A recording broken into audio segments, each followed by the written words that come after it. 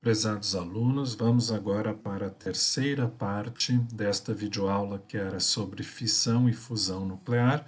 A parte de fissão foi vista nas duas primeiras partes da videoaula e agora nós vamos falar então da fusão nuclear. Durante a fusão nuclear, dois núcleos leves, como os do deutério e do trítio, fundem-se para formar um núcleo mais pesado. O exemplo da reação de fusão usando o deutério e o trítio é esse aqui. Deutério, H2, mais trítio, H3, se fundem e resulta em um núcleo de hélio 4 mais um nêutron mais a liberação de 17,6 MeV de energia. Bah, mas por que vai fazer essa fusão então? Lá na fissão não tinha 200 MeV? Aqui tem 17,6. Qual é a vantagem dessa fusão nuclear?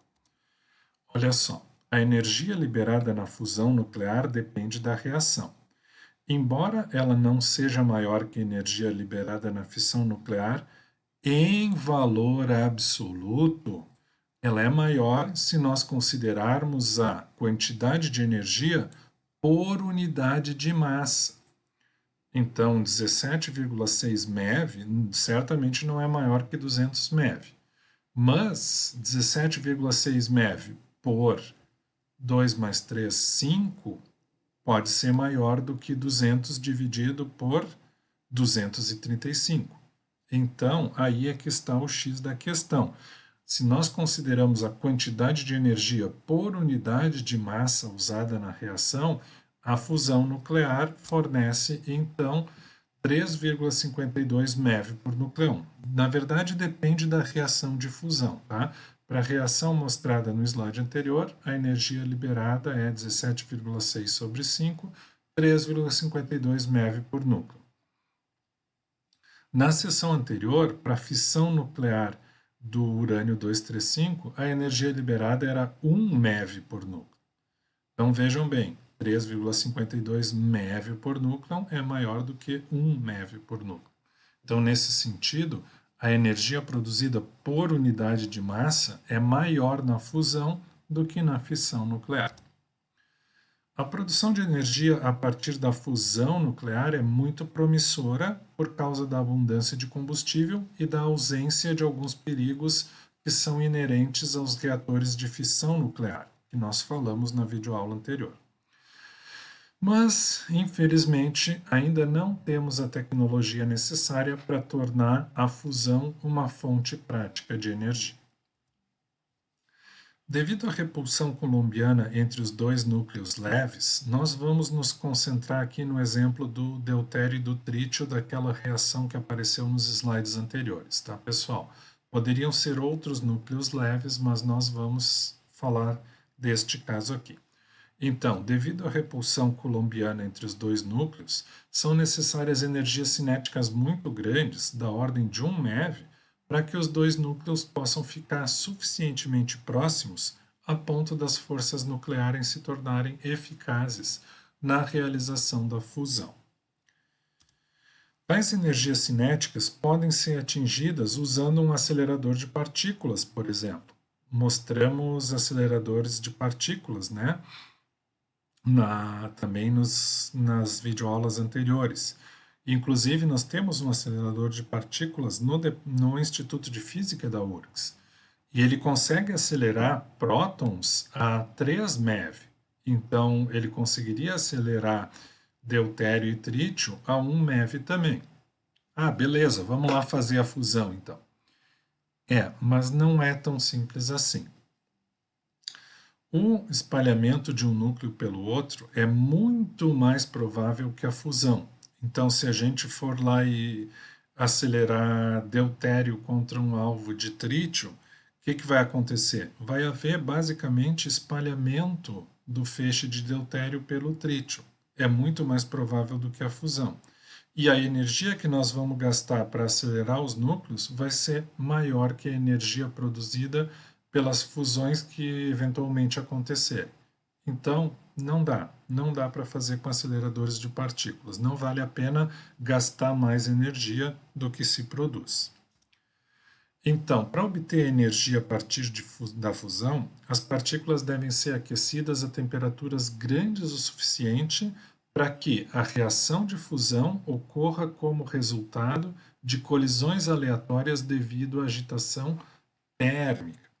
Então, em vez de acelerar num acelerador de partículas, a ideia é aquecer a uma temperatura grande o suficiente para que a própria agitação térmica gere colisões aleatórias que deem origem à fusão. Uma vez que um número significativo de partículas tem energias cinéticas maiores que a energia cinética média, 3 meios de kT. Isso aqui vem lá da teoria de Boltzmann, tá, pessoal? E como algumas partículas podem tunelar através da barreira coulombiana, a temperatura T correspondente a kT, aproximadamente 10 keV, é adequada para garantir que um número razoável de reações de fusão ocorram, se a densidade de partículas for suficientemente alta.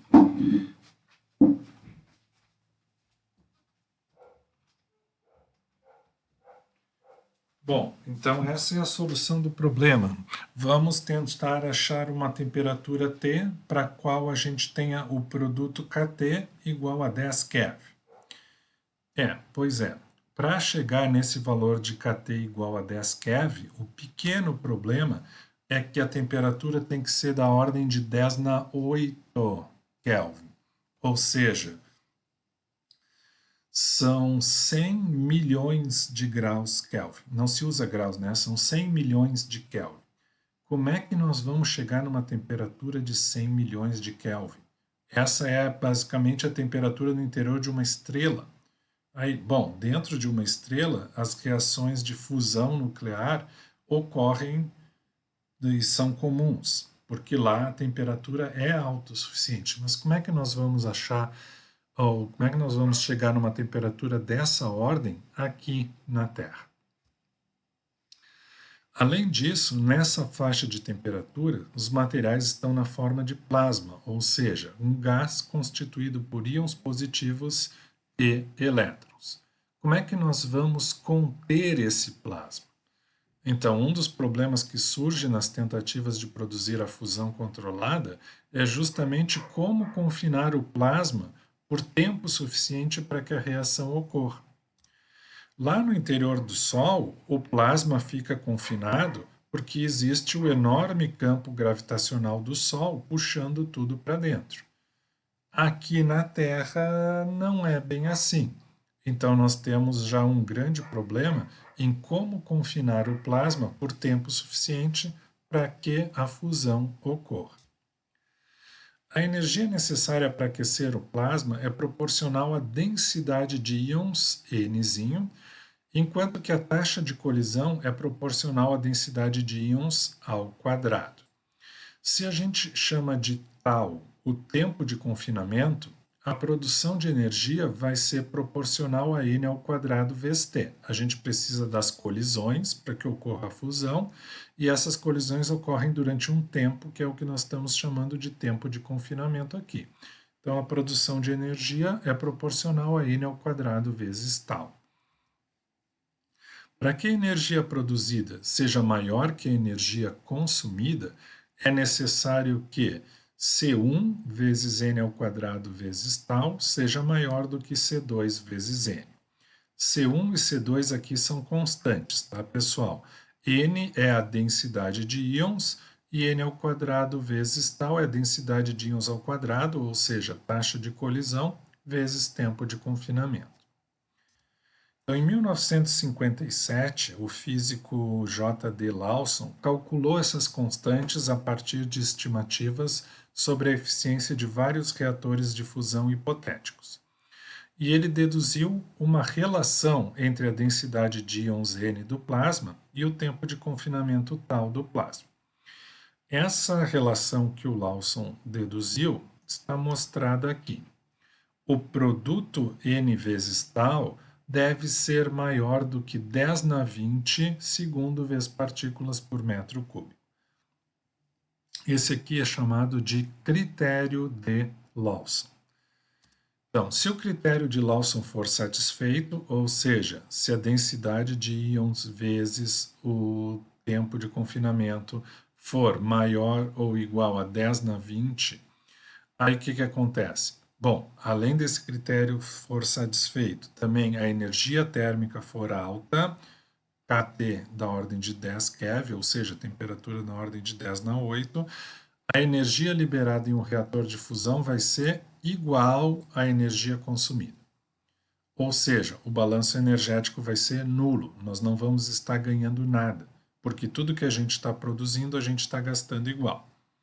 Para que um reator seja viável, muito mais energia deve ser liberada do que consumida, certo? Não vamos criar um reator para ter lucro zero. Então, o critério de Lawson, ele nos dá uma ideia assim de que condições a gente tem a energia produzida pela fusão igual à energia consumida para fazer a fusão. O que nós queremos, na verdade, é um resultado maior do que o critério de Lawson, ou seja, nós queremos que libere mais energia do que consome. Existem duas abordagens que são atualmente investigadas para atingir um reator de fusão viável. Uma dessas abordagens usa o confinamento magnético para conter o plasma. Na montagem mais comum, um tokamak é usado para confinar o plasma em um grande toroide. O campo magnético é uma combinação do campo magnético toroidal, devido às bobinas do campo do toroide, e também do campo devido à corrente do plasma circulante. Física geral eletromagnetismo. Se o plasma é composto de íons positivos e elétrons negativos, cargas elétricas em movimento geram campo magnético, certo? Então, o campo magnético total é uma combinação do campo produzido pelas bobinas do toroide e do campo devido à própria corrente do plasma circulante. Quase foi atingido o ponto de balanço energético usando essa técnica, tá? Mas vejam bem, isso é bom por um lado e é ruim por outro. Nós quase chegamos no ponto de balanço energético, isso quer dizer que nós quase produzimos a mesma quantidade de energia que nós fornecemos para aquela fusão. Isso é bom porque mostra que existe uma chance. Isso é ruim porque mostra que ainda tem um longo caminho a percorrer até um reator viável, porque nós não queremos produzir a mesma quantidade de energia que gastamos, nós queremos produzir muito mais. Então aqui, pessoal, tem um exemplo, tem uma foto do equipamento em si, aqui tem uma foto dentro do toroide e aqui tem um esquema de um reator de teste de fusão tokamak, tá? Ele é chamado de RTFT. Então, vejam aqui, o esquema do reator de teste de fusão tokamak. As bobinas toroidais que circundam a câmara de vácuo foram desenhadas para conduzir correntes com pulsos de 3 segundos, separadas por um tempo de espera de 5 minutos. Picos de pulsos de 73 mil amperes. Vejam bem, 73 mil amperes. Nós não estamos falando de pouca corrente aqui.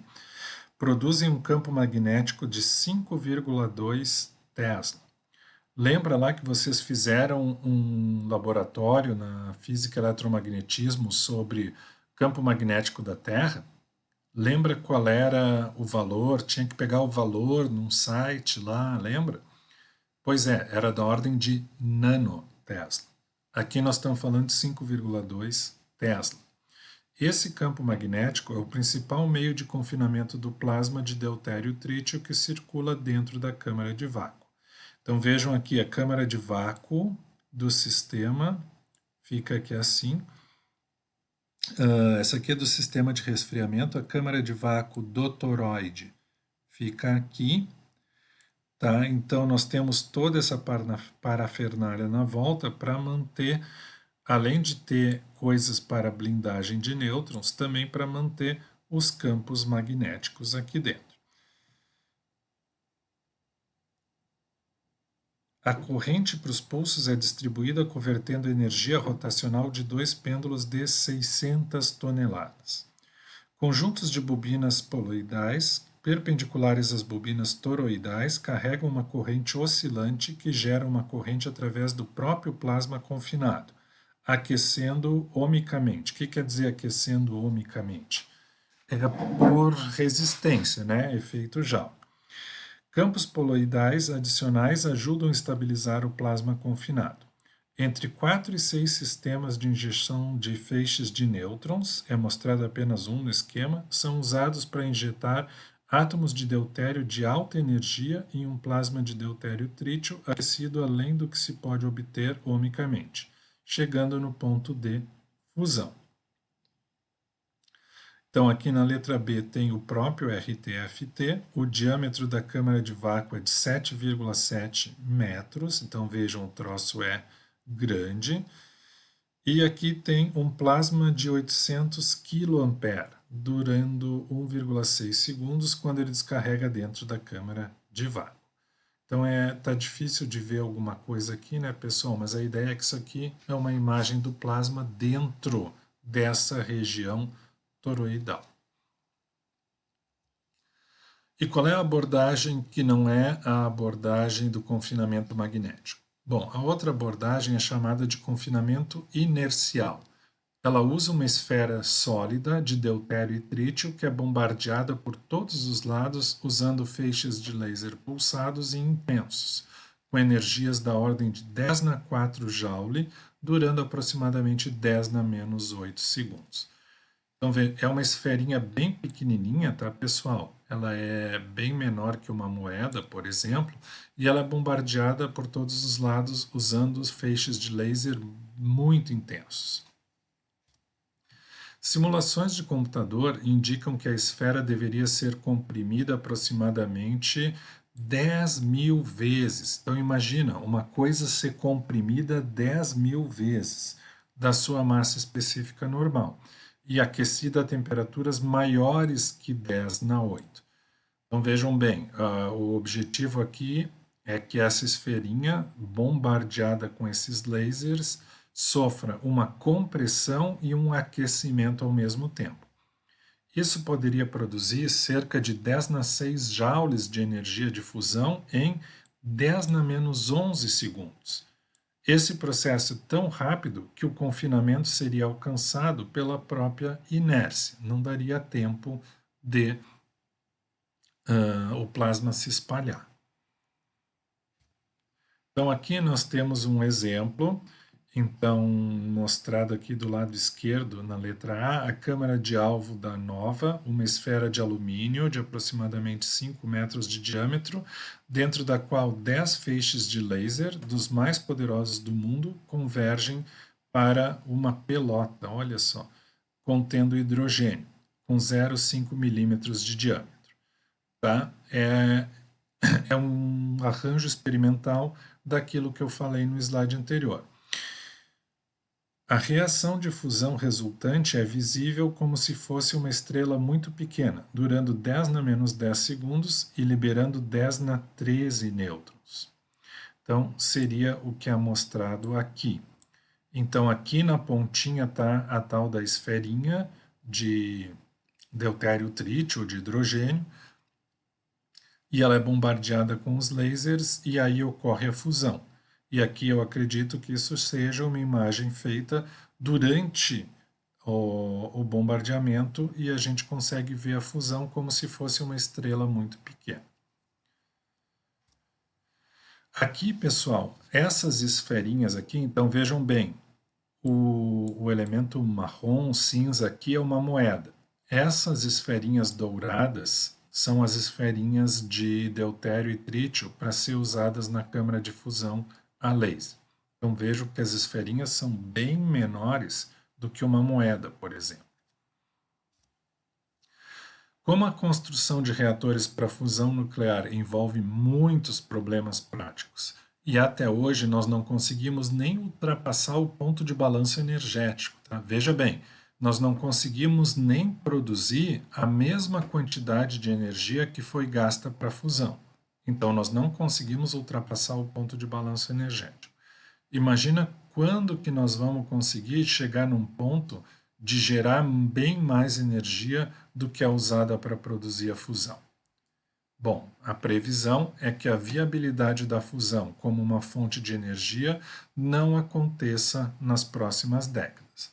Ela continua, por enquanto, como uma promessa de que vai ser uma fonte mais limpa e que vai produzir bastante energia, mas infelizmente nós não temos a tecnologia para fazer isso agora e provavelmente não teremos nas próximas décadas.